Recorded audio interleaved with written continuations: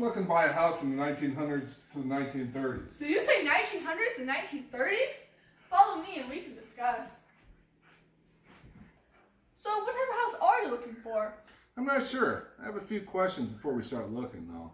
I want the house to look like a portal into the past. Okay, look here. I have a few examples on my computer.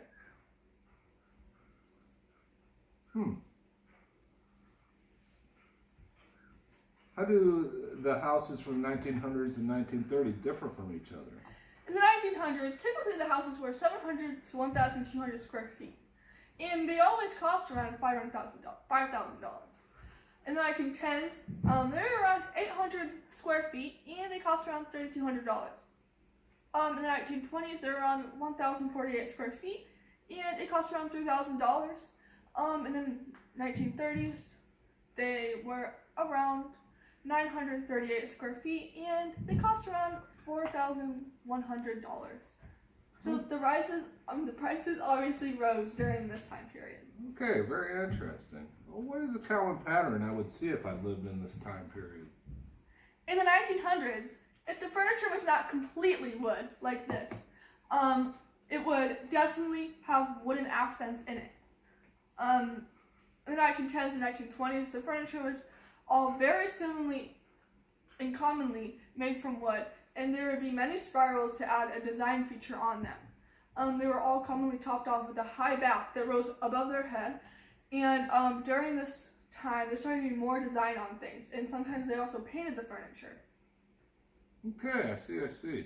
Now, could you please tell me about the style of these houses in the centuries?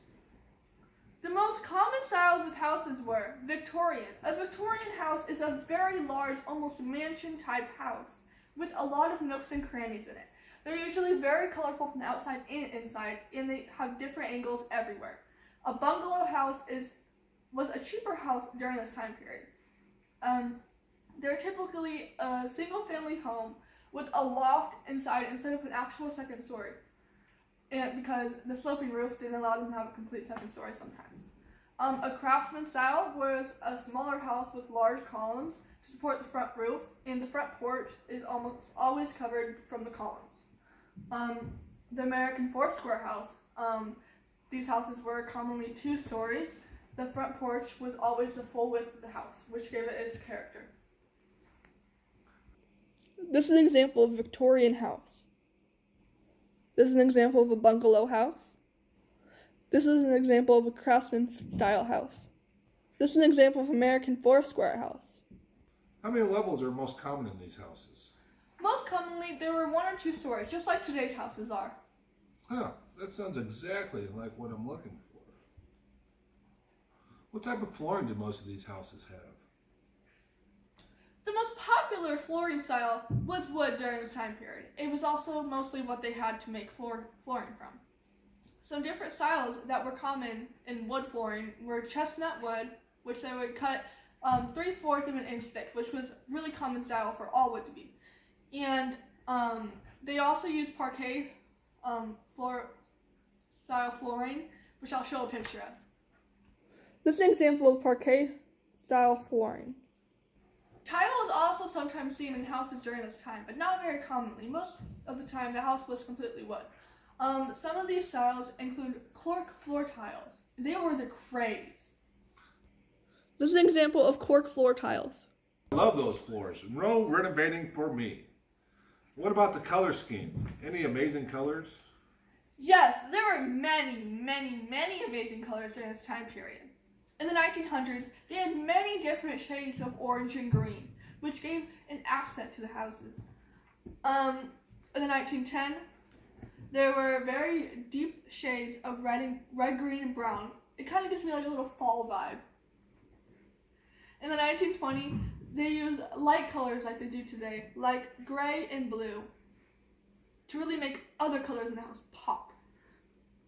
In the 1930s, they typically use oranges and browns. Those are beautiful. This is the 1900s right here. It shows you the examples of the blue and the oranges. This is an example of 1910, and it really shows you how dark the colors were. An example of 1920, you can totally tell how light these colors were, and they actually look like a lot of the colors that we see today in houses. and this is the 1930s, and you can tell it's basically boring colors like orange and brown. Action. But what materials are these things made out of from back then? Most commonly, houses were built with a wooden support. Some houses are still built like that today, but sometimes today they use steel because it's more sturdy than wood. And the outside was generally brick or stone because they gave more support to the house. Wow, these houses look and sound amazing. But one final question. Okay, yes. How much do one of these houses in this area cost? There's a very wide range of pricing in today's day and age. The range of pricing from these houses can go from $100,000 to expensive as $1 million. A smaller house from this century that is like a house from back then can cost as much as $100,000, but they can also increase up to $500,000 depending on what area you're in. I'm sold. Nice talking to you. Nice talking to you. Mm-hmm.